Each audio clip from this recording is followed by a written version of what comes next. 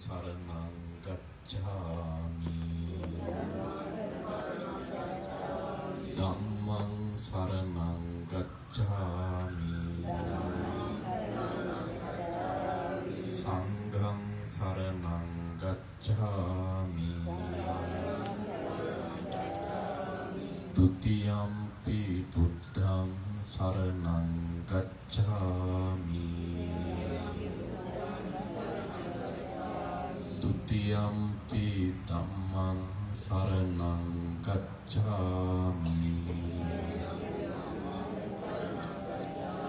Dutiyampi sanghang saranang gacchami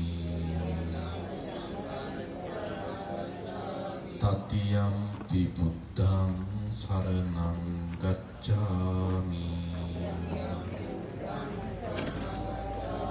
Tatiyampi dhammang saranang gacchami Tatiyampi sanghang saranang gacchami Tisarana gamanang sampunnang Panatipata veramani Sikkhapadang samadhiyami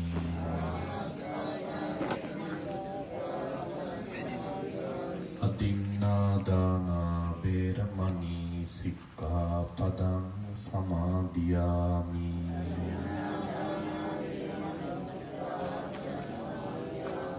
Kāmesu micchācārā veramani Sikkhapadang samadhiyami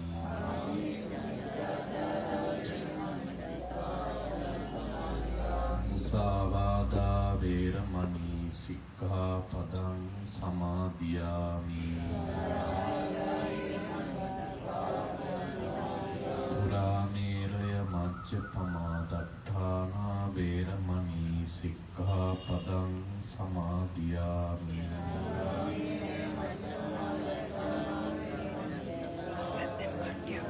Tisarana sattim pañcasīlaṃ dhammang sādukam surakkhitam kattvā appamādena sampādē tabbam ධර්ම ශ්‍රවණයට පෙර හැම දිනම තෙරුවන් නමස්කාර කරලා අනුපූර්ව ධර්ම ශ්‍රවණය කරමු.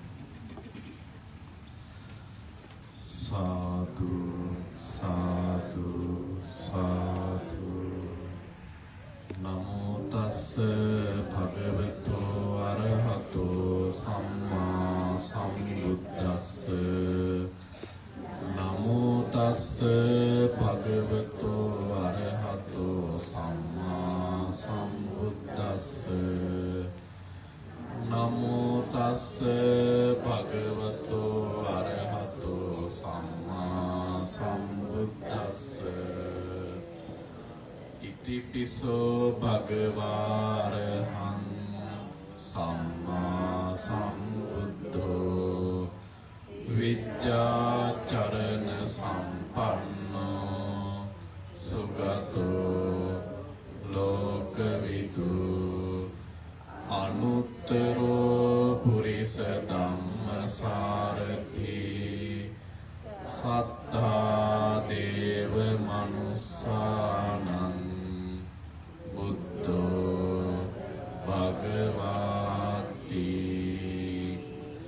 බුද්ධං ජීවිත පරියන්තං සරණං ගච්ඡාමි ස්වාක්ඛාතෝ භගවතා ධම්මෝ සම්දිට්ඨිකෝ අකාලිකෝ ඒහිපස්සිකෝ ඕපනයිකෝ පච්චත්තං වේදිතබ්බෝ විඤ්ඤෝහිති ධම්මං ජීවිත පරියන්තං සරණං ගච්ඡාමි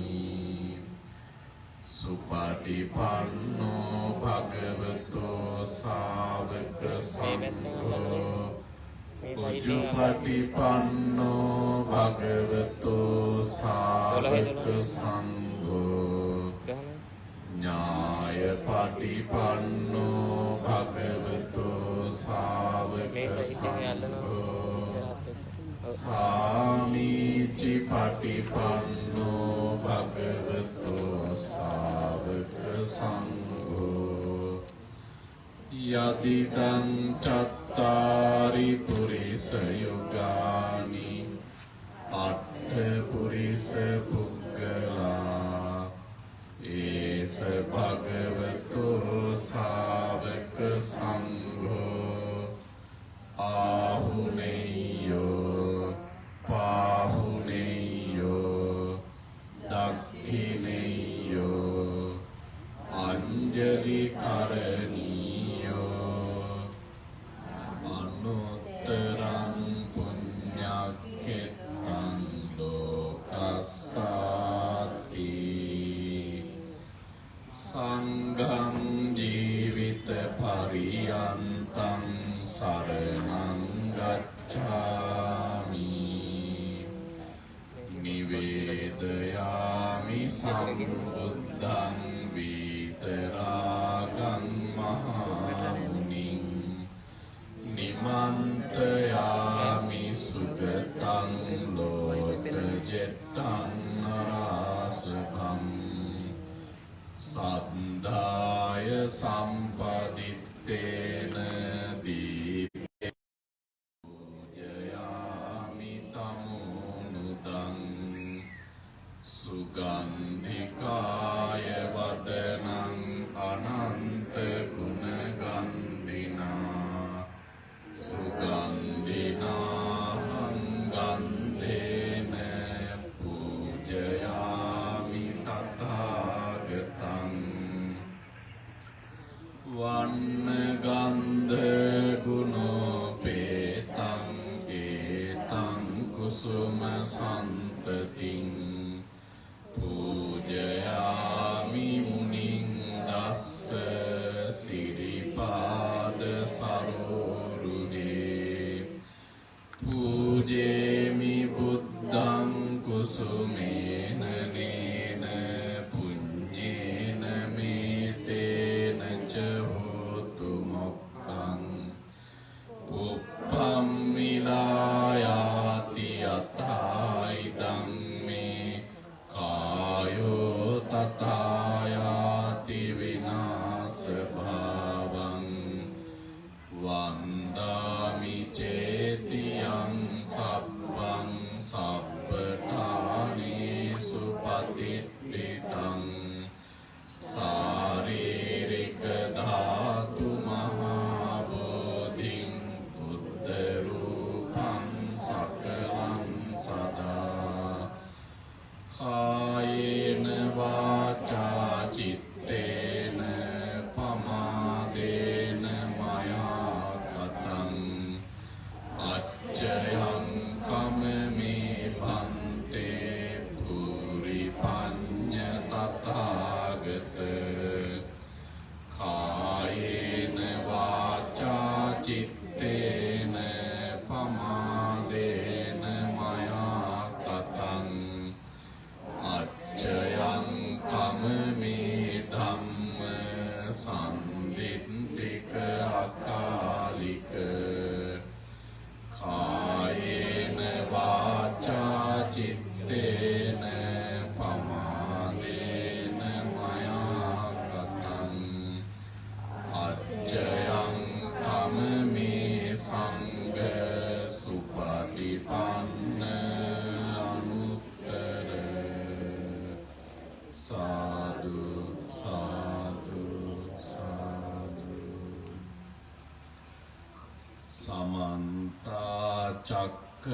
චක්කවාලේසු අත්‍රා ගච්ඡන්තු දේවතා සද්ධම්මං මුනි රාජස්ස සුනන්තු සග්ග මොක්ඛදං ධම්ම ශ්‍රවණ කාලෝ අයං භදන්තා ධම්ම ශවන කාලෝ අයං භදන්තා ධම්ම ශවන කාලෝ අයං භදන්තා කරුණා සීතල හදයන් පඤ්ඤාපච්චෝත විහත මොහතමං සනරාමර ලෝක ගරුන් වන්දේ සුගතං ගති විමුක්තං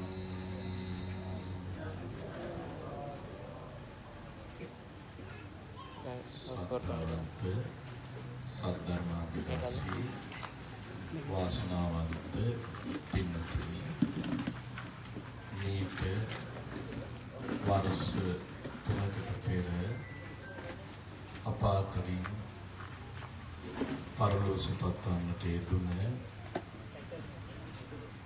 කීර්තිමත් චරිතයක් ඇතිව ජීවත් වුණ අපේ පින්වත් දැහැමි අර්ථනායක මහත්මාණන්ගේ ගුණ සිහිපත් කරමින්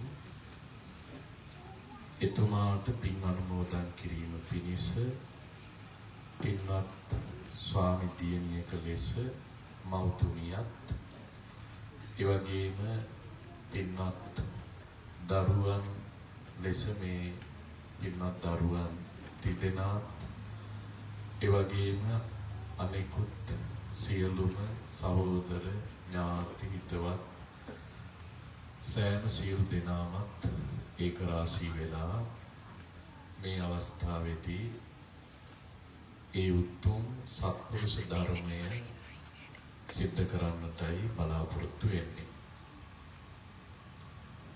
පරලෝසපත් වන්නට යෙදුන දැහැමි අර්ථනායක මහත්මාණන් තමන්ගේ ජීවිතයේහි බොහෝ පින්පි අතර ජීවත්ව සිට පරලෝසපත් වුණ ඒ අපේ ඥාතිවරයාට අපි දෙන මේ උතුම් පින් ජීවිතේ සුවපත් කරගන්නට උපකාරයක් වේවා ආශිර්වාදයක් වේවා අනුග්‍රහයක් වේවා කියන කාරුණික චේතනාවෙන් තමයි අපි හැමදෙනාම මෙතෙන්ට ඒක රාශී වෙලා සිටින්නේ.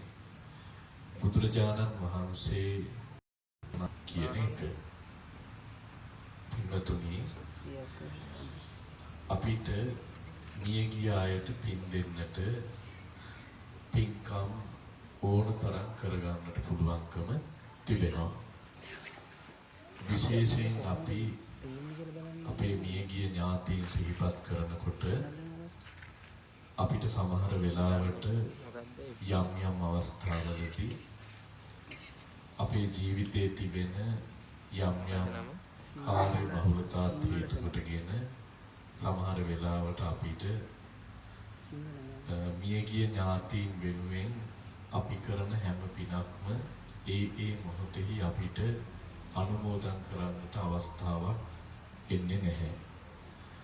බුදුරජාණන් වහන්සේ පින්වතුනි අපිට පින් අනුමෝදන් කිරීම විශේෂයෙන් දේශනා කළ අවස්ථාව ධර්මයේ කීප පොලක අපිට මුණ ගැහෙනවා. එකක් ඥානසෝනි සූත්‍ර දේශනාවේ අපිට මුණ ගැහෙනවා. තවත් අවස්ථාවක බිම්බිසාර රජතුමාට බුදුරජාණන් වහන්සේ දුන්න උපදේශයක් සඳහන් වෙනවා පින් අනුමෝදන් කිරීම පිළිබඳව. බිම්බිසාර රජතුමා ආරාම පූජාව සිද්ධ කරලා ඥාතීන්ට පින් නොදීම හේතු කොටගෙන පින් බලාපොරොත්තු සිටිය ඥාතීන් දුකටපත් වෙලා අපිට පින් ලැබෙන්නට අපි බොහෝ කාලයක් බලාපොරොත්තු වෙමින් හිටියා. බුද්ධ ශාසන කීපයක් අපිට අහිමි වුණා. මේ අවස්ථාවේදීවත් අපිට පින් ලැබේවි කියන බලාපොරොත්තුෙන් හිටියා. නමුත් බුදුවරු ප්‍රකාශ කරලා තිබ්බා පින් ලැබෙන්නේ මෙන්න මේ කාලය තුලදී කියලා. නමුත් ඥාතීන්ට ඒ අදහස් සඵල නොවන බව තේරුණයින් පස්සේ බිම්බිසාර රජතුමා ඉදිරියේ නොඑක ආකාරයෙන් පෙනී සිට සඳහන් කර ඉල්ලීම් කරන්නට යෙදුනා. ඉල්ලීම් කළා කියන්නේ ඒගොල්ලෝ පෙනී සිටලා විවිධ දේවල් ප්‍රකාශ කළා. ඊට පස්සේ බුදුරජාණන් වහන්සේ ගාවට ගිහිල්ලා බිම්බිසාර රජතුමා කාරණා විමසුවයින් පස්සේ එතුමාට භාග්‍යවතුන් වහන්සේ සඳහන් කළා ඔබතුමා ආරාම පූජාව කරලා ඥාතින් බලාපොරොත්තු වුණා පින් දෙයි කියලා. නමුත් ඒගොල්ලන්ට පින් ලැබුණේ නැහැ. දීර්ඝ කාලයක් සංසාරේහි ඔබෙන් පින් බලාපොරොත්තු වෙ ඥාතින් ඇවිල්ලා ඉන්නේ. ඒ නිසා ඥාතින් උදෙසා පින් සිද්ධ කරලා පින් අනුමෝදන් කරන්න කියලා බුදුරජාණන් වහන්සේ බිම්බිසාර රජතුමාට උපදෙස් දුන්නා. ඒ අනුව බිම්බිසාර රජතුමා මහා සංඝරත්නය නිවසට වැඩමවලා දානමාන පූජා කරලා පින් අනුමෝදන් කරන්න කටයුතු සංවිධානය කරගත්තා. ඒකේ අපිට ගන්න තියෙන ආදර්ශ කීපයක් තිබෙනවා. අපි ඒ ටිකත් මේ පින්නතුන්ට මතක් කරලා දීලා අපි වෙන ධර්ම සාකච්ඡාවකට අපි ආයුතුයි. මේක අපි මතක් කරන්න පින්නතුන් මොකද අපිට අපේ ජීවිතයේ හැම කෙනෙකුටම මුහුණ පාන්නට සිද්ධ වෙන අත්දැකීමක් මේක. අපි අතර ඉන්න ඥාතීන්ට අපි පින් දෙනවා, මිය යනවා, හැම කෙනාගේම ස්වභාවය එකයි. ඒ නිසා ඥාතීන්ට පින් දෙනකොට අපිට ඒ භාග්‍යවතුන් වහන්සේ වදාළ සහ බිම්බිසාර රජතුමා අනුගමනය කරපු පිළිවෙත ඉතාම වටින පිළිවෙතක් පින්නතුනේ. එතුමා පින් අනුමෝදන් කළේ පින්නතුනේ පින්කම ඔක්කොම සිද්ධ කරලා ඉවර වෙලා නෙමෙයි. අපිට හිතෙන්නේ දැන් මේ කරන පින එකක් කියලානේ මේ බණ කියන එක පින කියලායි අපිට හිතෙන්නේ. ඔයගොල්ලන්ට හිතෙනවා බණ අහන එක මේක තමයි දැන් අද මේ වෙලාවේ වෙන පින කියලා. ඒ නිසා අපි බලාපොරොත්තු වෙනවා මේ පින කරලා ඉවර වෙලා පින් අනුමෝදන් කරන්න. නමුත් ඊට වැඩි ක්‍රමයක් තමයි බිම්බිසාර රජතුමා අනුගමනය කළේ. එතුමා පින් අනුමෝදන් කිරීම සිද්ධ කළේ පින කරන ඒ අවස්ථාවලදී. දැන් මේ ධර්ම දේශනාව කරන එක පින්නතුනේ මේ පිනක මැද කොටසක් මේක. මේක පළවෙනි එක නෙමෙයි මේ පින කරන්න මේ පින්නතුන් ගොඩාක් මහන්සි වෙලා තිබෙනවා. දැන් මෙතන ගත්තාම පින්නතුනේ අපිට පේනවා ලස්සනට ධර්මාසන හදලා තියෙනවා. ලස්සනට බුද්ධාසන හදලා තියෙනවා. මේ වටේ ලස්සනට අලංකාර කරලා තියෙනවා. පරිසරය අලංකාර කරලා තියෙනවා. විදුලි බුබුලු දැල්වලා පහන් දැල්වලා මේ කොහොම අද මේ පින්නතුන් කලේ ඒ භාග්‍යවතුන් වහන්සේගේ ධර්මයට කරන ගෞරවයක් හැටියට පූජාවක් හැටියට කලේ. එතකොට මේ පින්කම පටන් ගත්තේ දැන් නෙමෙයි පින්නතුනි. මේ පින්කම පටන් ගන්න තියෙන්නේ දැන් බොහෝ වෙලාවකට කලින්. එතකොට ඒ හැම එකක්ම පින්. අපි බුදුරජාණන් වහන්සේගේ වෙනුවෙන් උන්වහන්සේගේ ධර්ම රත්නය වෙනුවෙන් මහා සංඝ රත්නය වෙනුවෙන් යම් කිසි විදිහකට පින්නතුනි මේ ස්ථානයේ සැරසිලි කළා නම් කොඩි හිටෙවුවා නම් ඒ වගේම සැරසිලි කළා නම් පාවඩ එළුවා නම් පහම් පත්තු කළා නම් මල් පූජා කළා නම් මේ ධර්මාසන සකස් කළා නම් ස්වාමීන් වහන්සේට මේ පහසුවෙන් බණ කියන්න මේ සුදුසු විදිහට මේ ශබ්ද විකාශන හරි ගැස්සුවා නම් උන්වහන්සේට අපහසුතාවක් වුණොත් එහෙම වළඳන්න කියලා පෑන් පූජා කරලා තියෙනවා නම් මේ හැම එකක්ම පින්නතුනි පින්කම්. උන්වහන්සේගේ පය දෝවණය කළා නම් පාපිස්සනම් ඒ හැම එකක්ම මේ පින්කම කරන්න ඉස්සරලා කරගත්ත පුණ්‍ය කර්ම. ඒ නිසා බිම්බිසාර රජතුමා කලේ පින්නතුනි අර දානෙ දෙන්න ඉස්සරලා කරගත්ත පින්කම් ටික දාන දෙන්න ඉස්සරින් කරනවානේ පින්කම් ටික පය දෝවණය කරනවා ඊට පස්සේ පය පිහනවා පෑන් පූජා කරනවා මේ හැම පිනක්ම ඒ කරන මොහොතෙහි මෙය මගේ ඥාතීන්ට වේවා කියලා ඒ මොහොතෙහි අනුමෝදන් කිරීම තමයි එතුමා සිද්ධ කළේ. මේක ඉතාම හොඳ එකක් පින්නතුනි. හේතුව සමහර වෙලාවට පින්නතුනි අපි පින කරලා ඉවර වෙලා ඥාතීන්ට පින් අනුමෝදන් කරන වෙලාව සමහර විට අපි මගේ හැරිලා යනවා. ඒකට හේතුව මම ගොඩාක් දැකලා තියෙන එකක් මේ කියන්නේ. සමහර වෙලාවට දැන් අපි බණ කියලා ඉවර වෙගෙන එනකොට මේ දැන් හාමුදුරුවෝ බණ කියලා ඉවර වෙගෙන එනවා කියලා වැටහෙනවනේ හැම කෙනෙකුටම. එතකොට ඕන් ගෙදරයි කලබල වෙනවා ඊට පස්සේ. ගෙදරයි කලබල වෙලා මොකද කරන්නේ? දැන් බණ ඉවර වෙගෙන එන්නේ. ඒ නිසා පිරිකර අත ගස්සවන්න ඕනේ කට්ටියට කියලා ඕම් නැගිටලා යනවා පිරිකර අත ගස්සනවා. එතකොට හාමුදුරුවෝ බණ කියලා ඉවරයි. හාමුදුරුවෝ පින් අනුමෝදන් කරලත් ඉවරයි.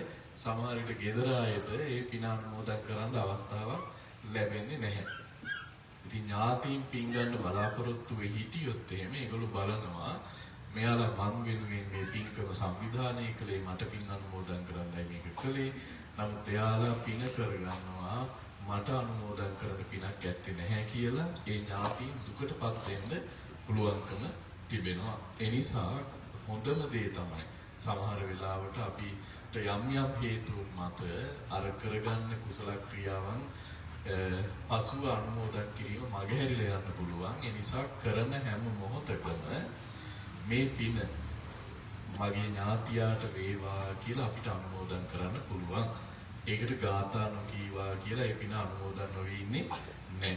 ඒ නිසා අපිට කරන්න තියෙන්නේ යම් ස්වාමීන් වහන්සේගේ පය දෝවණේ කළා නම් පය දෝවණේ කරපු අවස්ථාවේදී අපිට පුළුවන් මේ පින මගේ ඥාතියාට වේවා කියලා අනුමෝදන් කරන්න. හැම පිනකදීම පින්වතුනි අපිට ඒක කරගන්න පුළුවන්. ඒතකොට එහෙම කලයින් පස්සේ තමයි අර බිම්බිසාර රජතුමා එහෙම කරනකොට අර දුකටපත් වෙලා ඉන්න ඥාතීන් ඒ අවස්ථාවන්හිදී ඒ මට්ටමින් ඒ දුකින් නිදහස් වුණා කියලා තමයි ධර්මයේ සඳහන් වෙලා තිබෙන්නේ. ඒ නිසා පින් අනුමෝදන් කරනකොට අපිට ඒක කරගන්න පුළුවන්කම තිබෙනවා. දැන් හෙටත් අපි තව පින්කම් කරනවා නේද? හැම මොහොතකම මම මේක මතක් කරන්නේ සමහර විට අපි අර පිනෙහි යෙදිලා ඉන්නකොට අපි ඒකට අවධානය යොමු වෙලා ඉන්නකොට අපින් ප්‍රධාන අරමුණනේ අපි අනුමෝදන් කරන එක. ඒ නිසා ඒ අරමුණ සමහර විට අපෙන් එළිහිලා යන්න පුළුවන්. ඒක හොඳට මතක තියාගෙන අපි මේ ක්‍රියාව කරනවා නම් ඒක අපේ අරමුණ සාක්ෂාත් කරගන්න ලොකු උදව්වක් වෙනවා, උපකාරයක් වෙනවා. මේ ගිය අයට ලොකු අනුග්‍රහයක් වෙනවා ඒක. ඒ පින ඒ විදිහට අනුමෝදන් කිරීම. පසුව අපි පින් ඔක්කොම සිහිපත් කරලා අනුමෝදන් කරන වෙලාවෙත් ඒක ඉතාම වටිනවා. නමුත් යම් හේකින් අපිට ඒක කරගන්න බැරි වුණොත් අපිට අර අනුග්‍රහයන් ඒ වෙලාවේ යෝ කර තිබීම ඒ ඥාතීන්ට කරන ලොකු ගෞරවයක් බවට අනුග්‍රහයක් බවට උදව්වක් උපකාරයක් බවට පත් වෙනවා. ඒ පින් අනුමෝදන් කර තිබීම. ඒ නිසා පින් අනුමෝදන් කිරීම සිද්ධ කරනකොට ඒ විදිහට අපි පුරුදු වෙලා තිබුණොත් අපිට ඒක ඉතාම හොඳ දෙයක්. බුදුරජාණන් වහන්සේ අනුමත කොට වදාළ ක්‍රමයක්. ඒක නිසා බිම්බිසාර රජතුමා මේ විදිහට කළේ. ඉතින් පින්වතුනි ඒ කාරණයක් සිහිපත් කරමින් අද අපි අපිට කරපු ආරාධනාව පරිදි මේ පින්වතුන්ට මෙතෙන් සිට අපි ඒ භාග්‍යවතුන් වහන්සේ වදාළ ධර්මෙහි ඊටාම පුංචි හෝ කොටසක් කියලා දෙන්නට බලාපොරොත්තු වෙනවා. පින්වතුනි අපි මේ ලෝකේ ඉපදිලා ඉන්නේ කුසලයක ඵලයක් හැටියට, කුසල විපාකයක් හැටියට තමයි අපි මේ ලෝකේ දැන් මේ ඉපදිලා ඉන්නේ. අකුසලයක විපාකයකින් කාටවත් පින්නතුනේ සුගති ලෝකයක ඉපදෙන්න පුළුවන්කමක් ඇත්තේම නැහැ. ඒක ධර්මතාවක් නෙමෙයි ඒක. අකුසලයේහි විපාකයේ තමයි අපිට දුගතියක උත්පත්ති ලබන්න සිද්ධ වෙන එක. සුගතීන්හි උත්පත්ති ලබන්නේ කුසල කර්මයක විපාකයකින්. අපි හැමදෙනාම පින්නතුනේ පෙර ආත්ම භාවයක කොහේ හෝ තැනක ඉඳලා මීට වර්ෂ ගණනකට එහාදී මිය ගිය ඇත්තු. සමහර වෙලාවට අපි දෙව්ලොවින් චුත වෙලා මෙහෙට ඇවිල්ලා ඉන්නවා වෙන්න පුළුවන්. සමහර කෙනෙක් බඹලොවින් චුත වෙලා මෙහෙට ඇවිල්ලා ඉන්නවා වෙන්න පුළුවන්. සමහර කෙනෙක් මනුෂ්‍ය ලෝකයේම මරණයටපත් වෙලා මෙහෙට ඇවිල්ලා ඉන්නවා වෙන්න පුළුවන්. සමහර කෙනෙක් තිරිසන් ලෝකවලින්, പ്രേත ලෝකවලින්, අසුර ලෝකවලින්, නිරය ලෝකවලින් චුත වෙලාද මෙහෙට ඇවිල්ලා ඉන්නවා වෙන්න බැරිකමක් නැහැ. ඒ නිසා අපි పూర్ව භවයේහි කවර තැනක අපි ඉපදිලා හිටියත් අපි මරණාසන්න අවස්ථාවේදී මරණාසන්න චිත්ත වීතියට කර්මය ඉදිරිපත් වෙනකොට ඒ කුසල කර්මයක් ඉදිරිපත් වීම හේතු කොටගෙන තමයි. කර්මය විසින් තමයි අපිට ඊළඟ භවය ඇති කරලා දෙන්නේ, ඊළඟ උපත අපිට ඇති කරලා දෙන්නේ. ඒක බුදුරජාණන් වහන්සේ දේශනා කළ ධර්මයක්. භවපච්චයා ජාති කියලා උන්වහන්සේ දේශනා කොට වදාලා. ඒ වගේම සංඛාරපච්චයා විඥාන කියලා දේශනා කොට වදාලේ ඒ කාරණයමයි. කර්මයේ හේතු කොටගෙන තමයි අපිට ඊළඟ තැනක ඉපදෙන්න සිද්ධ වෙන්නේ. අපි කොයි විදිහට පින්නතුනි මරණයටපත් වුණත් මොන ආකාරයෙන් අපේ මරණය සිද්ධ වුණත් අපිට මරණාසන්න අවස්ථාවේදී අනිවාර්යයෙන්ම කර්ම නිමිත්තක්, ගති නිමිත්තක් ඉදිරිපත් වෙනවා. කුසල හෝ අකුසල වශයෙන් ඕනෑම කෙනෙක් මරණයටපත් වෙනකොට එයා දැනුවත්ව හෝ නැදැනුවත්ව බොහෝ සිහිසන් නැතුව බොහෝ කාලයක් එයා ඉඳලා මරණයටපත් වුණත් අවසාන චිත්ත වීතිය පින්නතුනි යාගේ ක්‍රියාත්මකයි. සමහර කෙනෙකුට සමහර අවස්ථාවලදී අපිනුත් විමසලා තියෙනවා ඒ වගේ කෙනෙක් බොහෝ කාලයක් මේ සිහිසන් නැතුව ඉඳලා මරණයටපත් වුණොත් එයාගේ ඉපදෙන්න ඉතුරු වෙලා තියෙන්නේ මොනවද? එයාගේ මොනවද දැනුමක් තේරුමක් නැතුව හිටියාම ඉපදෙන්නේ කුමක් අරමුණු කරගෙන දින්නේ කියලා. නමුත් පින්නතුනි ධර්මතාව තමයි මරණයටපත් වෙන අවස්ථාවේදී අනිවාර්යයෙන්ම මරණාසන්න චිත්ත වීතිය එයාගේ ක්‍රියාත්මකයි. ඒ කියන්නේ කෙනෙක් සීසන් නැතුව හිටියයි කියලා එයාගේ සිත මරණයටපත් වෙලා නැහැ. සිත ක්‍රියාකාරී. කෙනෙක් කොච්චර මේ දීර්ඝ කාලයක් පින්නතුනි සමහර විට සිහියක් පතක් නැතුව එයා හිටියත් එයාගේ හිත ක්‍රියාත්මකයි. හිත මේ ශරීරයෙන් ගැලවිලා ගියා නම් පින්නතුනි කවර හේතුවක් නිසාවත් එයාට මේ ජීවිතේ පවත්වන්න බැහැ. හිත මේකෙන් වෙන් වුණා නම් මේ ශරීරය වෙන් වෙච්ච මොහොතේ ඉඳන් කුණු වෙන්න පටන් ගන්නවා. ඒක තමයි ධර්මතාව. ඒ නිසා මේකෙන් හිත මේ අසිහියටපත් වෙලා හිටියයි කියලා එයාගේ හිත ක්‍රියාත්මක නොවී තියන්නේ. එයාගේ හිත ක්‍රියාත්මකයි. භවංග වශයෙන් හෝ හිත ක්‍රියාත්මක වෙලා පවතිනවාම ඒක ධර්මතාවක්. මේකෙන් විඥානීය පහ වුණා නම් විඥාන කියලා කියන්නේ ධර්මයේ හිතටයි. හිත ගැන කියද්දි තව බොහෝ වචන තියෙනවා. බුදුරජාණන් වහන්සේ වදාරන්නේ විඥානය මේකෙන් පහ වෙලා ගියා නම් නිරත්තංග කලින් කරන් කියලා හරියට වැඩකට ගන්න බැරි දර කැබැල්ලක් බවට මේකපත් වෙනවා. එහෙම නැත්නම් පරබත්තං අචේතනං කියලා සඳහන් කරන්නේ මේක අනුන්ගේ මතක් බවට පත් වෙනවා. අනුන්ගේ මතක් කියලා කියන්නේ මේක තව කෙනෙකුට කන්න පුළුවන් දෙයක් බවට පත් වෙනවා. මේ ශරීරය මේකෙන් හිත ගැලවිලා ගියයින් පස්සේ මේ විදිහට මේක තියෙන්නේ අපේ මේක ඇතුලේ මේ හිත ක්‍රියාත්මක වෙන නිසයි. මේ හිතත් එක්ක ධර්මතා රාශියක් ක්‍රියාත්මක වෙනවා. විශේෂයෙන් අපි මව් කුසේ පිළිසිඳ ගන්නකොට පින්නතුනේ පිළිසිඳ ගන්න අවස්ථාවේදීම අපිට හිතත් එක්ක හටගන්න ධර්මතා හතක් තියෙනවා. පස්ස වේදනා සංඥා චේතනා ඒකාග්‍රතා ජීවිතින්ද්‍රිය මානසිකාර කියලා මේ චෛතසික ධර්ම හතක් තියෙනවා. රූප කලාප වලක් තියෙනවා ජීවිතින්ද්‍රිය කියලා රූපයක්. නාම ධර්ම වලක් තියෙනවා ජීවිතින්ද්‍රිය කියලා රූපයක්. ඒ නිසා හිත පවතිනවා නම් යම් තැනක ජීවිතින්ද්‍රිය ඒ හිත පවතින තාක් කල් මේකේ පවතිනවාමයි. හිත පවතිනවා නම් හිත නැත්තම් හිත නැහැ කියන එකේ අදහස එතන ජීවිතින්ද්‍රියක් නැහැ කියන එකයි. ඒ හිත තියෙනවා නම් ජීවිතින්ද්‍රිය කියන එක එතන පවතිනවාමයි. ඒ නිසා කොයි විදිහට මේ ලෝකයා ජීවත් වුණත් මරණයටපත් වෙන අවස්ථාවේදී එයාගේ චිත්ත වීතිය ක්‍රියාත්මකයි. මරණාසන්න චිත්ත වීතියේ අවසාන සිත් පහට ඒ කියන්නේ ජවන් සිත් පහක් පහළ වෙනවා. සාමාන්‍ය කෙනෙකුට ජවන් සිත් හතක් පහළ වෙනවා. අරමුණු අරගෙන කර්ම රැස් වෙනකොට ජවන් සිත් හතක් පහළ වෙනවා.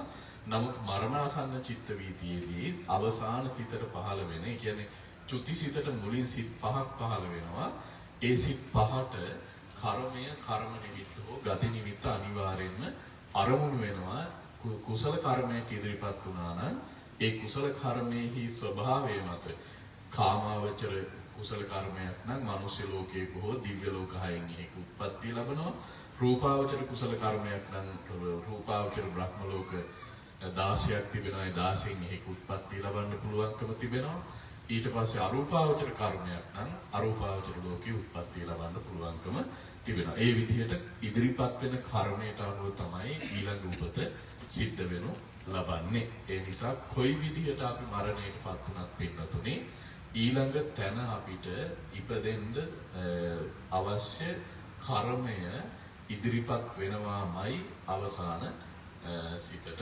ඒ නිසා කවුරුවක් මේ ඒ ගැන සැක සංකාවක් පහළ කරගන්න එපා. මෙහෙම මරණයටපත් වුණොත් මෙහෙම ඉපදෙන්න තියෙන්නේ මොකක්ද? යාගේ හිත ක්‍රියාත්මක නැහැනේ. ඒ නිසා මේක වෙන්න පුළුවන්ද කියන එකක් ඒ ගැන සැක පහළ කරගන්න අවශ්‍ය කරන්නේ නැහැ. ඒ වගේම පින්වතුනි සමහර වෙලාවට අපිට දැන් මේක අතිවේග කාරණයක් මේ කියන්නේ.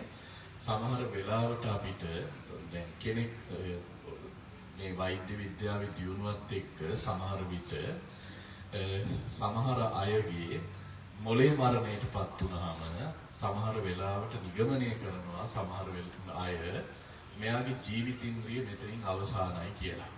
මේකත් පින්නතුනි අපිට වැරදිලා තිබෙන යම්කිසි තැනක් ධර්මානුකූලව මොළේ කියලා කියන්නේ හිතට නෙමෙයි.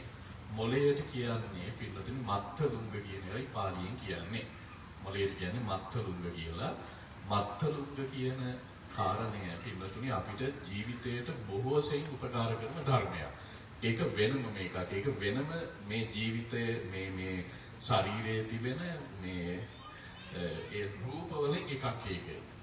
මේ හිත මේ මොළය කියන එක.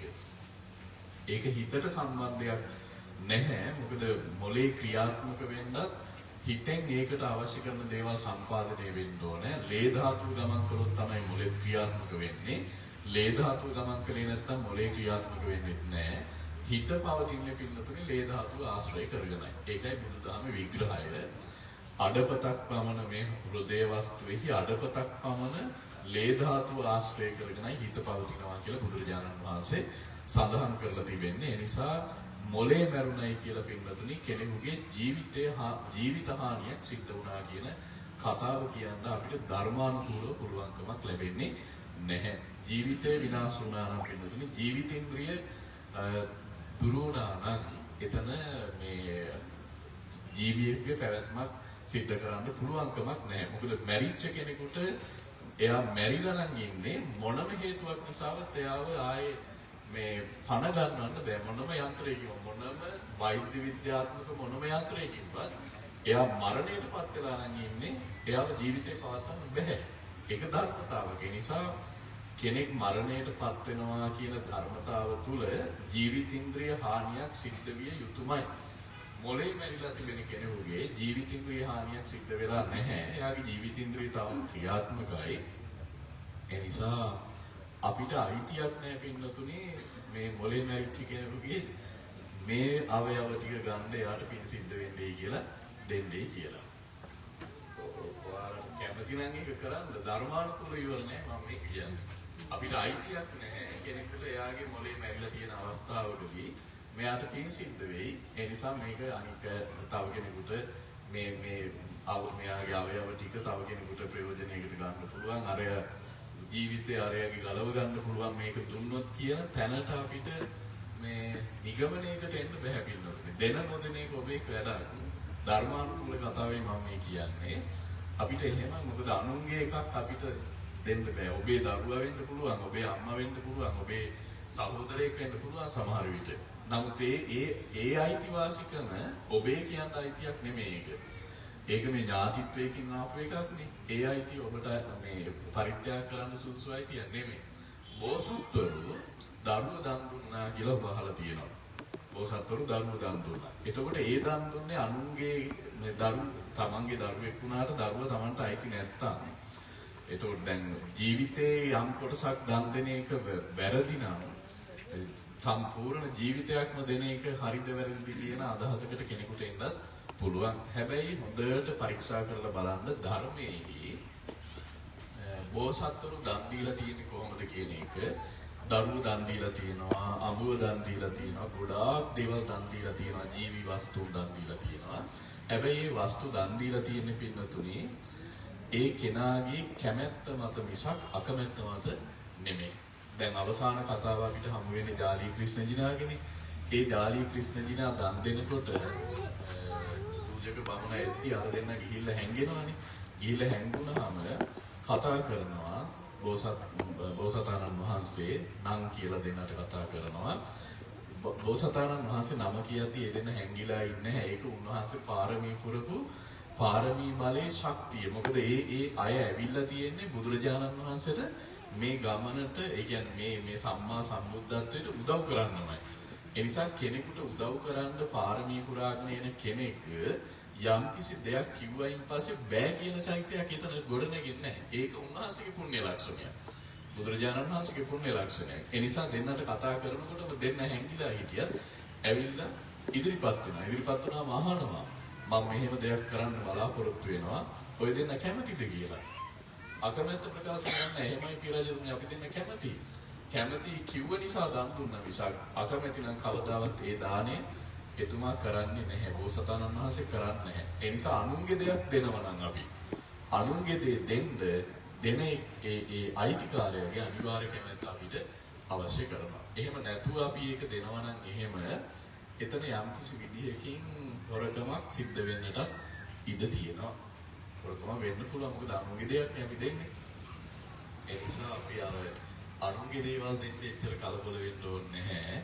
මොකද ඒක අපිට හිතෙන්න පුළුවන් සමහර විට. මොකද අපි බෞද්ධයෝ නිසා දන් දෙන්න හරීම හුරුයිනේ අපි.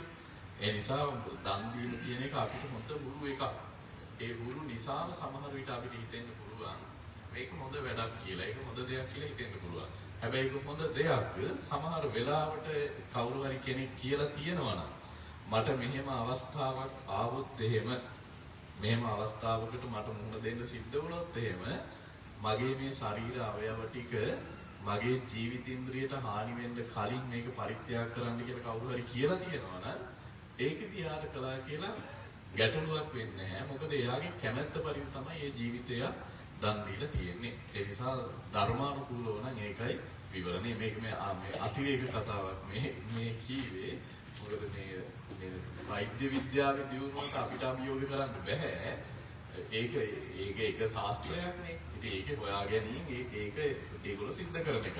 ඒක ධර්මානුකූලද නැද්ද කියන එක තීරණය කරන්න ඕනේ අපි. ඒ නිසා ධර්මයේ දන්න කෙනෙකුයි ඒක තීරණය කරන්න ඕනේ. එහෙම නැත්නම් අපිට එකපාරට ඒ වෛද්‍ය විද්‍යාවෙන් මෙහෙම කරනවා කියලා ධර්මානුකූලයි කියලා අපිට ඒක කියන්න පුළුවන් කමක් නැත්තේ නැහැ. එතකොට ඒක මම කීවේ අපි හැම කෙනාම පින්නතුනේ මරණයටපත් වෙනකොට මරණාසන්න අවස්ථාවේදී කොයි විදියට හිටියද මොලේ මැරිලා අපි අවුරුදු ගාණක් අපි බට වලින් ජීවත් වෙලා හිටියත් අනිවාර්යයෙන්ම එයා මරණයටපත් වෙනකොට එයාගේ චිත්ත වීතිය ක්‍රියාත්මකයි. දැන් මෙන්න මේකේ ධර්මතාව මේකයි. දැන් එයාට තව චිත්තක්ෂණයක් ජීවත් වෙන්න අවස්ථාව තිබියදී අපි මේ චිත්තක්ෂණයට ඉස්සරහින් චිත්තක්ෂණයේදී එයාගේ ජීවිතය අපි විනාශ කරනවා නම් ඒක ප්‍රාණඝාත අකුසලයක්. එයාට තව චිත්තක්ෂණයක් ජීවත් වෙන්න තියෙනවා. මෙහා චිත්තක්ෂණයේදී අපි මේ ජීවිතය විනාශ කරනවා නම් ඒක ප්‍රාණඝාත අකුසලයකට කර්මයක් සැකසෙන්න කාරණයක් බවට පත් වෙනවා. මේකේ බරපතලකම තියෙන්නේ තමන්ගේ අම්මා හෝ තාත්තා හෝ වුණා නම් ඒකේ කර්මය කොයි විදිහට බලපායිද කියන එක පිළිබඳව අපි ධර්මානුකූලව විවරණය කරගන්න අවශ්‍ය වෙනවා. අපිට ලොකු අමාරුවක වැටෙන්න පුළුවන් සංසාරයේහි. ඒ නිසා දන් දීම කියන එක අපි දැනගත යුතුයි. ඒක කරන්න ඕනේ කොහොමද කියන ආකාරය පිළිබඳව. මම මේ ටික කීවේ මරණයටපත් වෙන අවස්ථාවේදී අවසාන චිත්ත වීතිය කියලා කියන්නේ පින්නතුනේ තාම බරපතල චිත්ත වීතියක් මේක. ඒ අවස්ථාවේදී අනිවාර්යයෙන්ම අපිට කරගත්ත කුසලයක් හෝ අකුසලයක් ඉදිරිපත් වෙනවමයි කොයි විදිහට අපි ජීවත් වුණත්. ඒ නිසා ඊළඟට ඒ අනුව තමයි අපිට උත්පත්තියක් ලබන්න සිද්ධ වෙන්නේ. අපි මානුෂ්‍ය ලෝකෙ ඉපදෙනවද, දිව්‍ය ලෝකෙ ඉපදෙනවද, බ්‍රහ්ම ලෝකෙට යනවද, එහෙම නැත්නම් තිරිසන් ලෝකෙට යනවද, പ്രേත ලෝකෙට යනවද කියන එක තීරණය කරන්න වෙන්නේ ඔය චිත්ත වීතිය තුල තමයි. ඉන් එහා අපිට ඒ තීරණ කරන්න බැහැ පින්නතුනේ. ඒ නිසා අපිට වෙලා තියෙන පින්නතුනේ පෙර ආත්ම භාවයේහි, ඒ කියන්නේ අපේ දැන් පෙර මරණයේ පින්නතුනේ ගොඩාක් ඈත නෙමෙයි අපිට. අපේ තියෙන වයසත් එක්ක අපිට ගොඩක් ඈත නැහැ. දැන් ඔබට උපරිම වයස අපි හිතමු මෙතන ඉන්න කෙනෙකුගේ උපරිම වයස අවුරුදු 100යි කියලා. අවුරුදු 100 නම් ඊට අවුරුදු 100කට කලින් එයාගේ මරණයේ අත්දැකීම යාට. අවුරුදු 50ක එක්කෙනෙක් ඉන්නවා නම් අවුරුදු 50කට කලින් එයා මරණයටපත් වෙච්ච කෙනෙක්. 25ක කෙනෙක් නම් අවුරුදු 25කට කලින්, 10ක කෙනෙක් නම් 10කට කලින් එයා මැරිලා. අවුරුද්දක කෙනෙක් නම් අවුරුද්දකට කලින් එයා මැරිලා. මේ මොහොතෙහි මව් කුසෙහි කවුරු හරි කෙනෙක් මේ මොහොතෙහි පිළිසිඳ ගත්තා නම් ඊට ඉස්සරලා චිත්තක්ෂණයේදී යා කොහේ හෝ තැන ගිහිලා මරණයටපත් වෙච්ච කෙනෙක්. සමහර විට නේව සංඥා නාසඤ්ඤායතන ලෝකෙ හිටියත් එයාට මේ මව් කුසකට පිළිසිඳ ගන්න මහා ලොකු වෙලාවක් යන්නේ නැහැ ගත වෙන්න. ආකාශ වස්තුවක් ඒ ලෝකෙ ඉඳලා මේකට කඩා වැටෙනවා නම් දවස් 1600ක් විතර යනවා. නමුත් ඒ ලෝකෙ ඉඳලා මේ ලෝකෙදී යම් කිසි කෙනෙක් ප්‍රතිසන්දි ග්‍රහණය කරගන්න යන්නේ චුති සිතයි ඊළඟ ප්‍රතිසන්දි සිතයි. ඒ වගේ බොහෝම කුංචි කාලයක් ඇතුළත මේක සිද්ධ වෙනවා. ඒ නිසා අපි පෙර ආත්මයේදී කවර හෝ තැනක ඉඳලා මිය යනකොට කුසල සිතක් ඉදිරිපත් වෙච්ච නිසා තමයි අපි මේ විදියට මනුෂ්‍ය ලෝකේ ඉපදිලා ඉන්නේ. මේක ඉපදිලා ඉන්න අයගේ විවිධතා තියෙනවානේ. සමහර අය හේතුකව ඉන්නවා, සමහර අය ද්විහේතුකව ඉන්නවා, සමහර අය මේ ලෝකේ ත්‍රි හේතුකව ඉන්නවා. අන්ධගොළු, බිහිරි, මන්ද බුද්ධික, ඊට පස්සේ පණ්ඩක, නපුංසක, උබතෝ ව්‍යංජනක ආදී වශයෙන් අහේතුක උත්පත්ති සඳහන් කරලා තිබෙනවා. ද්විහේතුක පුද්ගලයන්ගේ ප්‍රඥාව දුර්වල පුද්ගලයෝ ඉන්නවා. ප්‍රඥාව දුර්වල පුද්ගලයෝ ද්විහේතුක පුද්ගලයෝ හැටියට මේ ලෝක උත්පත්ති ලැබලා ඉන්නවා. සමහර අය ප්‍රඥාධික පුද්ගලයෝ හැටියට ත්‍රි හේතුක පුද්ගලයෝ හැටියට උත්පත්තිය ලැබලා ඉන්නවා. ද්විහේතුක ත්‍රි හේතුක අපිට එකපාරට වටහා ගන්න බෑ. අහේතුකය නම් අපිට සමහර විට දැක්ක ගමන් තේරුම් ගන්න පුළුවන් මේ අහේතුක උත්පත්තියක් ලැබලා තියෙන්නේ කියලා. නමුත් ත්‍රි හේතුක උත්පත්තියයි ද්විහේතුක උත්පත්තියයි අපිට කෙනෙකුගේ මූණ බලලා තේරුම් ගන්න බෑ. එයාගේ හැසිරීම බලලා අපිට තේරුම් ගන්න බෑ. එයා කතා කරන විදිහෙන් සමහර විට අපිට තේරුම් ගන්න බෑ. කරන වැඩ බලන්න අපිට තේරුම් ගන්න බෑ. එයා ඉපදිලා ඉන්න සමාජ රටාව අනුව අපිට තේරුම් ගන්න බෑ. ද්විහේතුක ත්‍රි හේතුක බව. සමහර මේ ද්විහේතුක පුද්ගලයෝ ඉපදිලා ඉන්නවා බොහෝම සුවෙන් පහසුවෙන් මේ ලෝකේ ජීවත් වෙනවා. හොඳට ඉගෙන කියා ගන්නවා. හොඳ රැකී ආරක්ෂා කරනවා. යහපත් විදිහට මේ සමාජ ජීවත් වෙනවා. හොඳ නම්බුනාම ඨානාන්තර ලබනවා ද්විහේතුක පුද්ගලයෝ. සමහර ත්‍රි හේතුකයෙක් ඉන්න බොහෝම අහිංස දුප්පත් ජීවිත ගත කරන්නේ. එදිනෙදා සමහර විට කර්මාන්ත කරමින් බොහෝම කුලී වැඩක් කරමින් ජීවත් වෙනවා. අපිට හිතන්න බෑ ත්‍රි හේතුකේද ද්වි හේතුකේද කියලා. මොකද ද්වි හේතුකයට බුදුරජාණන් වහන්සේ දේශනා කරන අහේතුක හා ද්වි හේතුක උත්පත්තිලාභීන්ට ධර්ම අවබෝධයකට යන්න පුළුවන්කමක් ඇත්තේ නැහැ. බුදුරජාණන් වහන්සේගේ බුදු කුටියෙහි උන්වහන්සේගෙන් කර්මස්ථාන ලබාගෙන භාවනා කළ අහේතුක හා ද්වි හේතුක පුද්ගලයන්ට ධර්ම අවබෝධය කළ නොහැකි කියන කාරණය කීටාගිරි සූත්‍ර දේශනාවෙහි අටුවාව ඉතාම හොඳට විස්තර කරලා තියෙන කාරණයක්. ධර්ම අවබෝධයකට යන්න පුළුවන්. ඒක පූර්ණ යම් ධර්ම අවබෝධ වලට එන්න පුළුවන්. නමුත් පූර්ණ ධර්ම අවබෝධයකට යන්නේ කියන්නේ නිර්වාණය සාක්ෂාත් කරගන්න පුළුවන්කම තිබෙන්නේ ත්‍රි හේතුක ප්‍රතිසන්දිලාභියෙකුට විතරයි. එයා ඉපදිලා ඉන්නේ කොයි විදිහද කියන එක බැලුව බැලමට අපිට තීරණය කරන්න බෑ. දැන් සමහර වෙලාවට බුදුරජාණන් වහන්සේගෙන් ධර්මය අහන්න ආව බත් ටිකක් ඉල්ලගෙන ආව යාචකයෝ ධර්ම අවබෝධය කරගත්තනේ. බුදුරජාණන් වහන්සේ ධර්ම ප්‍රචාරෙහි යෙදෙනකොට යාචකයෝ යනවා උන්වහන්සේ පිටිපස්සෙන් ඉබුල් ටික අනුභව කරන්න. අර බුදුරජාණන් වහන්සේ බණ කියනකන් ඉතින් නිකන් ඉඳගෙන ඉන්න එපානේ. ඒ නිසා නිකන් ඉඳගෙන ඉන්න වෙලාවට බුදුරජාණන් වහන්සේගෙන් ධර්මයට කන් යොමු කරගෙන ඉඳලා ධර්මය අවබෝධ කරගත්ත යාචකයෝ පිළිබඳ කතා කරද්දී අපිට ධර්මයේ බෞද්ධ සාහිත්‍යයේ ග්‍රන්ථ තුළ අපිට දක්නට ලැබෙනවා. ඒ නිසා ත්‍රි හේතුක බව කියන එක අපිට තීරණය කරන්න බෑ කොහොමද කියලා. සමහර අය කොච්චර ත්‍රි හේතුක සම්පත් ලබාගෙන හිටියත් එයාලට කල්යාණ මිත්‍රයෝ ලැබෙන්නේ නැත්තම්, සද්ධර්මයක් අහන්න ලැබෙන්නේ නැත්තම්, යෝනිසෝ මනසිකාරයක් පිහිටන්නේ නැත්තම්, ධර්මානුධර්මයේ ප්‍රතිපත්තියෙහි යෙදෙන්නේ නැත්තම්, ඔය කාරණා හතර කෙනෙකුට පිහිටන්නේ නැත්තම්, ඒ කියන්නේ හොඳ ත්‍රි හේතුක ප්‍රතිසන්දිය ලැබිලා තියෙනවා. හැබැයි ත්‍රි හේතුක ප්‍රතිසන්දි ලැබා ගත්තට කල්යාණ මිත්‍රයෝ ආශ්‍රය කරන්නේ නැහැ. අසත්පුරුෂයෝ ආශ්‍රය කරගෙන ඉන්නේ. අසත්පුරුෂයෝ ආශ්‍රය කරනකොට මොකද වෙන්නේ? එයාට අහන්න ලැබෙන්නේ අසත් ධර්මයයි. අසත් ධර්මය අහන්න ලැබෙනකොට එයාට වෙන්නේ අයෝනිසෝ මනසිකාරයේ හටගන්න එකයි. අයෝනිසෝ මනසිකාරයේ හට ගන්නවා කියන එකේ අදහස එයා ධර්මානුධර්ම ප්‍රතිපත්තියෙහි යෙදිලා නැහැ කියන එකයි. එතකොට උත්පත්තිය ලැබලා තියෙනවා ත්‍රි හේතුකව. හැබැයි අසත්පුරුෂයෝ ඇසුරු කරනවා, පාප මිත්‍රයෝ ඇසුරු කරනවා, අසත් ධර්මය අහනවා, අයෝනිසෝ මනසිකාරයේ පවත්ව ගන්නවා. ඒ නිසා ධර්මානුධර්ම ප්‍රතිපත්තියෙන් ඈත් වෙලා ඉන්නවා. එයාට සුදුසුකම් තිබුණත් නිර්වාණය සාක්ෂාත් කරගන්න එයාට අවස්ථාවක් ලැබෙන්නේ නැහැ ඒ ඉපදිලා ඉන්න භවය තුල. ඒ ඉපදිලා ඉන්න භවය තුල. ඒ නිසා ත්‍රි හේතුක ප්‍රතිසන්දිය ලැබුවත් කල්යාණ මිත්‍රයෙකුගේ ආශ්‍රය අනිවාර්යයෙන්ම තියෙන්නම ඕනේ. දැන් ඔය අවිජ්ජා කියලා සූත්‍ර දේශනාවක් තියෙනවා බුදුරජාණන් වහන්සේ වදාළ අවිද්‍යාව කියන එක දැන් පටිච්චසමුප්පාදේ අවිජ්ජා පත්‍ය සංඛාරා කියලා අවිද්‍යාවෙන් පටන් ගන්න තැනක් නේ අපිට පේන්නේ. නමුත් බුදුරජාණන් වහන්සේ ඔය සූත්‍ර දේශනාවේදී දේශනා කරනවා අවිද්‍යාව කියන එකත් ආහාර සහිත එකක්. හේතු ප්‍රත්‍ය සහිත එකක්. අවිද්‍යාව මූල හේතුව නෙමෙයි. අවිද්‍යාව හටගන්නේ යම් යම් තව හේතු ප්‍රත්‍යයන් හේතු කොටගෙන. අවිද්‍යාවෙහි ඔය අවිජ්ජා සූත්‍රය කියවන්නේ ඒකේ කෙලවරට බුදුරජාණන් වහන්සේ සඳහන් කරලා තියෙන්නේ මේ කල්යාණ මිත්‍රයෙකු නොමැතිකම පාප මිත්‍රයෙක් ආශ්‍රය කරන්න ලැබීම හේතු කොටගෙන අසත් ධර්මයේ අහන්න ලැබීම හේතු කොටගෙන අයෝනිසෝ මනසිකාරයේ පිහිටන්න වීම හේතු කොටගෙන ඉන්ද්‍රිය අසංවර භාවයට පත් වෙන්න පටන් ගැනීම හේතු කොටගෙන මේ කාරණා ගණනාවක් බුදුරජාණන් වහන්සේ අවිද්‍යාවට ප්‍රත්‍ය හැටියට දේශනා කරනවා. ඒ නිසා අවිද්‍යාව කියන්නේ මූල හේතුව නෙමෙයි, තව හේතු ගොඩක් තියෙනවා. ඒ හේතු වල අවසාන බුදුරජාණන් වහන්සේ දක්වනවා. ඒකයි භාග්‍යවතුන් වහන්සේගේ දේශනාවේ තියෙන්නේ මේ ශාසනය අඩක් නෙවෙයි, සම්පූර්ණයෙන්ම මේ ශාසනය පවතින්නේ කල්යාණ මිත්‍රයා මත කියන මේ දේශනාව කරන්න පින්නතුනි ඔන්න ඔය කාරණය හේතු කොට ගෙනයි. මොකද කල්යාණ මිත්‍රයෙක් නැත්නම් එතන අපි යන්නෙම අසත් මාර්ගයකමයි යන්නේ. ඒ නිසා කල්යාණ මිත්‍රය එක හැටියට බුදුරජාණන් වහන්සේ දක්වන්නේ අන්නේ කාරණේ හේතු කොට ගෙනයි. එතකොට ත්‍රි හේතුක ප්‍රතිසන්දිලාභියේ ගුණත් පින්නතුනේ කල්යාණ මිත්‍රාශ්‍රයයක් අපිට නොලැබී තිබුණොත්, සද්ධර්මයක් නොඇසී තිබුණොත්, යෝනිසෝ මනසිකාරයක් පිහිටන්නේ නැතුව තිබුණොත්, ඒ කියන්නේ විපල්ලාස සංඥානම් අපි තුල ගොඩ නැගෙන්නේ.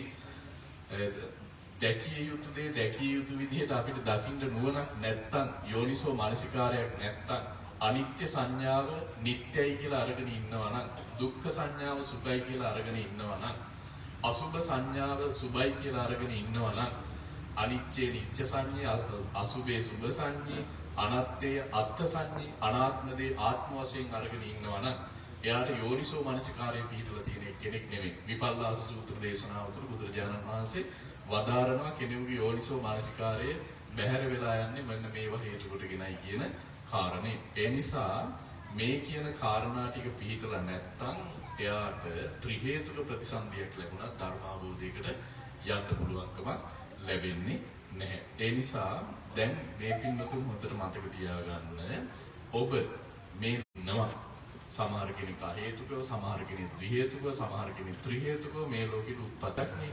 නැතුව මේ මනුස්ස ලෝකේ ජීවත් වෙන්න බෑනේ.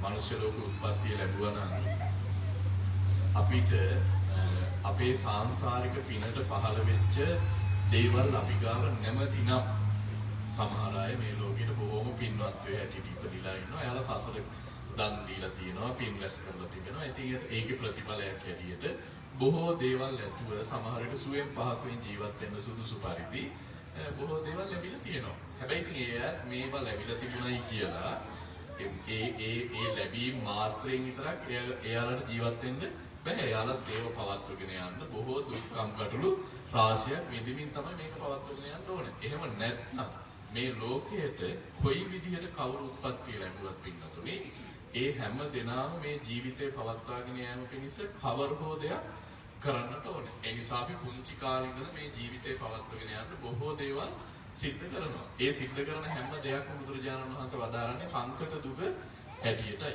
මේ ලෝකයේ යම් කිසි කෙනෙක් ජීවත් වෙන්න යම් වෙරවීරියක් දරනවා නම්, මහන්සියක් දරනවා නම්, දුකක් ගන්නවා නම් ඒ සියලුම දේවල් භාග්‍යවතුන් වහන්සේ වදාරන්නේ සංකත දුක කියලායි. ඉතින් ওই සංකත දුකට යටත් අපිට ජීවත් වෙන්නට සිද්ධ වෙනවා. හැබැයි මෙහෙම පින්නතුනේ අපි මොන දේ කරමින් ජීවත් වුණත් අපිට බුදුරජාණන් වහන්සේ කෙනෙක් පහළ වෙලා අනුග්‍රහ කරන්නේ ඔය විදින දුක් වලින් ඔయిత වඩා ප්‍රණීතතර වූ සුවයකට පත් වෙන්නට. යම් තාක් අපි දුක් විඳිනවා නම් ඒ තාක් සියලු දුක් වලින් නිදහස් වෙලා ප්‍රණීතතර වූ සුවයකට පත් වෙන්නට තමයි අපිට බුදුවරු අනුග්‍රහ කරන්නේ. ඒ නිසායි බුදුවරු මේ ලෝකයට চিරාත් කාලයක් පාරමී ධර්ම පුරලා මේ ලෝකයට පහළ වෙන්නේ. ඒතකොට ඒ පහළ වෙන බුදුරජාණන් වහන්සේ තමයි දන්නේ මේ ලෝකයේ ඉන්න අපි දැන් අනිත් ලෝක අතහැරමුකෝ මනුෂ්‍ය ලෝකයේ ඉන්න මෙයාට ධර්ම අවබෝධය කරගන්න පුළුවන්. මෙයාට ධර්ම අවබෝධය කරගන්න බැහැ කියන කතාව දන්නේ බුදුරජාණන් වහන්සේ. එතකොට දැන් භාග්‍යවතුන් වහන්සේ අනුග්‍රහ කරන්නේ ධර්මය අවබෝධ කරගන්න පුළුවන් එක්කෙනාට පමණ නෙවෙයි. එහෙම වුණොත් ඒ බුද්ධ කෘත්‍ය සම්පූර්ණ වෙන්නේ නැහැ. සම්පූර්ණ වෙන්න නම් මේ දෙපිරිසටම භාග්‍යවතුන් වහන්සේ අනුග්‍රහ දක්වන්න ඕනේ. ඒ නිසා බුදුවරුන්ට මේ මහා කරුණාවක් තියෙනවා, මහා ප්‍රඥාවක් තිබෙනවා. මේ සියලු සත්‍යංශේ වැඩි කරනවා. එතකොට අපිට ඒ තුල බුදුරජාණන් වහන්සේ නිවීම ගණනාවක් දේශනා කරලා තියෙනවා. අපි ඉන්න දුකෙන් නිදහස් වෙලා නිවීම ගණනාවක් සාක්ෂාත් කරගත යුතුයි කියන එක බුදුරජාණන් වහන්සේ අපිට දේශනා කරලා තිබෙනවා. ඒ කියන්නේ නිබ්බාන කීපයක් බුදුරජාණන් වහන්සේ අපිට දේශනා කරලා තියෙනවා. නිවන් කීපයක් උන්වහන්සේ දේශනා කරලා තියෙනවා. දැන් භාග්‍යවතුන් වහන්සේ බුද්ධත්වයට පත් වෙන්න කලින් උන්වහන්සේ ගිහිගිය අතහැරලා යනකොට භාග්‍යවතුන් වහන්සේට සඳහන් කළානේ කවුද කිසాగෞතමියනේ බුදුරජාණන් වහන්සේ දැකලා සඳහන් කළා නිබ්බුතානෝන සාමාතා නිබ්බුතානෝන සෝපිතා නිබ්බුතානෝන සානාවි යස්සායන් ඊදිසෝ පති කියලා. එතකොට දැන් එතනදී සඳහන් කරනවා මේ වගේ පුතෙක් ඉන්න මේ වගේ පුතෙක් ඉන්න අම්මා කෙනෙක් මේ වගේ පුතෙක් ඉන්න තාත්තා කෙනෙක් නිබ්බුතා නිවිච්චේ කෙනෙක් නිවන් දැක්කේ කෙනෙක් නිබ්බුත කියන්නේ නිවනට මේ වගේ පුතෙක් ඉන්න අම්මා කෙනෙක් මේ වගේ පුතෙක් ඉන්න තාත්තා කෙනෙක් නිවන් දැක්ක කෙනෙක් නිබ්බුතා නිබ්බුත කියන්නේ නිවන් දැක්ක කෙනෙක් නිබ්බුතා නුන සානාවි මේ වගේ ස්වාමි පුරුෂයෙක් ඉන්න ස්වාමි දියණියක් නිවන් දුටු කෙනෙක් නිබ්බුතා නුන සානාවි යස්සායන් ඊදිසෝපති මේ වගේ ස්වාමි පුරුෂයෙක් ඉන්න බිරිඳ නිවන් දැක්කේ කෙනෙක් කිව්වා. එතකොට දැන් මේ බුද්ධත්වයට පත් වෙන්නේ නැතිව ඒ සමාජය තුල තිබිලා තියෙනවා නිවන කියන සංකල්පය. නිවන කියන අදහස. මේ කය නිවිච්ච කෙනෙක් නිවනටපත් වෙච්ච කෙනෙක් කියනවා. එතකොට භාග්‍යවතුන් වහන්සේ මේ නිවන අපිට අනුමත කොට වදාළ එකක්. මේක නිවීමක්. මොන වගේද නිවිලා තියෙන්නේ? දැන් අපිට නිවෙන්න ඕන තැන් ටික අපි ඔන්න තේරුම් ගන්න ඕනේ. අපි කොයි තැන් වලින් නිවි යන්න ඕනද කියන කාරණේ අපි තේරුම් ගන්න ඕනේ. අපිට මේ තියෙන සියලු දුක් වලින් නිවීම කියන එක තියෙන්නේ සමහර විට ඔබට මේ භවයේ නොවෙන්න පුළුවන්.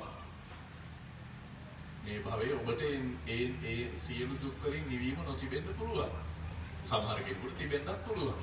සමහර කෙනෙකුට නොතිබෙන්නත් පුළුවන්. හැබැයි ඒ අවසාන නිවීම ඔබට මේ භවයේ නොතිබුණත් ඔබ ඒකට දුක් වෙලා හරියන්නේ නැහැ. මට මේක මේ බුදුරජාණන් වහන්සේ වදාළ මේ නිවන සාක්ෂාත් කරගන්න බැහැ කියලා වික්ෂේපයක් ඇති කරගන්න අවශ්‍ය කරන්නේ නැහැ. මොකද බුදුවරු අපිට ඉන් මෙහා තව නිවීම ගොඩාක් දේශනා කරලා තියෙනවා.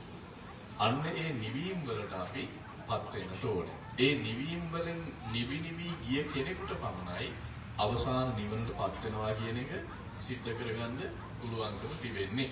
මුලින් ඇවිලි ඉඳලා ඒ ගින්නත් එක්ක නිවෙනවා කියන කතාවක් ඇත්තේ නැහැ.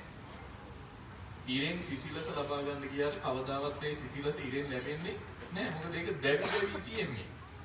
ඒ නිසා පිච්චි ඉන්න තැනක නිවීමක් කියන එකක් බලාපොරොත්තු වෙන්න බෑ. ඒ නිසා දැල්වෙන ගිනි යම් ප්‍රමාණයකින් නිව අපි යන්න ඕනේ. දැන් විශාල ගින්නක් හට අරගෙන තියෙනවා කියන්නේ. ඒ හට අරගෙන තියෙන විශාල ගින්න අපිට එක පාරට නිවන්න බෑනේ. මේ ලෝකේ කොච්චර තාක්ෂණයෙන් දියුණු වෙලා හිටියත් නිවන්න බෑ. දැන් ඇමරිකාව ගිනි අරගෙන කොච්චර කාලයක් ගිනි නිකුවද නේ? මේ තාක්ෂණය කොච්චර ඒගොල්ලන්ගේ දියුණුව තිබුණා ගිනි අරගෙන කොච්චර කාලයක් ඒගොල්ලන්ට ගින්න නිවන්න උනාද? ඒ නිසා ඒකට යම් ක්‍රමානුකූල වැඩ පිළිවෙලක් තියෙනවා. හැබැයි දැන් ඒගොල්ලෝ මේක නිවන්න බෑ කියලා අතහැරලා දැම්මම ඒක නිවා ගන්නත් බෑ. නිසා පොඩි පොඩ ටික ක්‍රමක්‍රමයෙන් චුට්ට නිවනිවා තමයි මේ සම්පූර්ණ ගින්න නිවා ගන්න. ඒ වගේ මේ සියලු කෙලෙස් ගිනි නිවනවා කියන එක පින්නතුනේ අපි මුල් ටික පටන් ගන්නේ නැතුව අවශ්‍ය කරන මුල් නිවීම් ටික අපි සිද්ධ කරගන්නේ නැතුව කෙනෙක් එක පාරට මේක නිවිලයයි කියලා හිතුවට පින්නතුනේ ඒක හරීම මේ අමාරු වැඩක්, දුෂ්කර වැඩක්. කෙනෙකුට මේවා ක්‍රමක්‍රමයෙන් සංසාරයේ නිවාගෙන එන්න සිද්ධ වෙනවා. ඒ නිසා අපිට මේකෙදි බුදුරජාණන් වහන්සේ මේ කෙලෙස් ගිනි නිවන විදි ගණනාවක් භාග්‍යවතුන් වහන්සේ දේශනා කරලා තිබෙනවා. දැන් ඔය නිබ්බුතානුන සාමාතා කියලා කියන්නේ භාග්‍යවතුන් වහන්සේ මේ පුද්ගලයන්ට තිබෙනවා සම්මුති වශයෙන් මේ ලෝකේ නිවීමක් ඇති කරගන්න ඕන. සම්මුති වශයෙන් මේ ලෝකේ සම්මුති වශයෙන් පුද්ගලයෝ පනවගෙන ඉන්නවා. මේ මගේ අම්මා, මේ මගේ තාත්තා, මේ මගේ පුතා, මේ මගේ දුව, මේ අයියා අක්කා කියලා සම්මුති වශයෙන් මේ ලෝකේ මිනිස්සු පනවගෙන තියෙනවානේ. සම්මුතිය කියලා කියන්නේ මේ ලෝකේ පනවගත්ත දෙයක්නේ. එතකොට අන්න ඒ පනවාගත්ත පැනවීම තුල පින්නතුනේ මේකේ ක්‍රියාත්මක වෙන්නේ ස්කන්ධ පංචකයක්නේ. එතකොට මේ ස්කන්ධ පංචකයේ ගිනි අරගෙන තිබුණොත් එහෙම මේ ගින්න නිවා ගන්න පුළුවන්කමක් නැහැ. අවශ්‍ය කරන මේ සිසිලස ඒකට ලබා දුන්නේ නැත්තම්. මොකද මේ පංචස්කන්ධයේ ගිනි අරගෙනමයි තියෙන්නේ. ඒ ගිනි අරගත්ත පංචස්කන්ධේ නිවා ගන්න නම් ඊට වඩා ප්‍රබල සිසිලසක් මේකට සමීප කළ යුතුයි. සමීප කරේ නැත්තම් ඒ ගින්න තවත් වැඩි වෙලා යනවා මිසක් මේක නිවෙන්නේ නැහැ. ඒ නිසා සම්මුති වශයෙන් බුදුරජාණන් වහන්සේ වදාළ නිවන අපි ඉස්සරලාම සාක්ෂාත් කරගන්න ඕනේ. ඒ කියන්නේ ස්වාමි පුරුෂයෙක් හැටියට එයා නිවිලා ඉන්න ඕනේ. ස්වාමි ගිනි අරගෙන ඉන්නේ කියලා. ඒ නිසා එයාට බෑ ඒ තුල බුදුරජාණන් වහන්සේ වදාරන පරම නිබ්බානය සාක්ෂාත් කරගන්න එයාට බෑ. අර තුලත් එයා ගොඩාක් නිවිලා ඉන්න ඕනේ. ඊළඟට මේ සම්මුති නිබ්බානය තුල බුදුරජාණන් වහන්සේ වදාරනවා අපායේ යම්කිසි කෙනෙක් ඉන්නවා නම් දැන් අපායේ යම්කිසි කෙනෙක් ඉන්නවා නම් භාග්‍යවතුන් වහන්සේ පෙන්වා දෙන පරම නිබ්බාන සෝය සාක්ෂාත් කර ගැනීමට ඉස්සරලා අර අපායේ දුකින්දරේ නිදහස් වෙලා ඉන්න ඕනේ. අපායේ දුකින්දරේ ඉඳගෙන එයාට ඒ පරම නිබ්බාන සෝය සාක්ෂාත් කරගන්න බැහැ. ඒක සම්මුති නිවනයි. ඒ කියන්නේ හිත දැන් නරක අපායේ කෙනෙක් ඉපදිලා ඉන්නවා කියලා හිතන්නකෝ. නරක ලෝකයේ කෙනෙක් ඉපදිලා ඉන්නවා නම් ඒ නරක ලෝකෙත් තියෙනවානේ නිරේ 8ක්. ප්‍රධාන නිරේ 8ක් තියෙනවානේ. ඒ ප්‍රධාන නිරේ 8 වැඩිම දුක් තියෙන්නේ අවීචි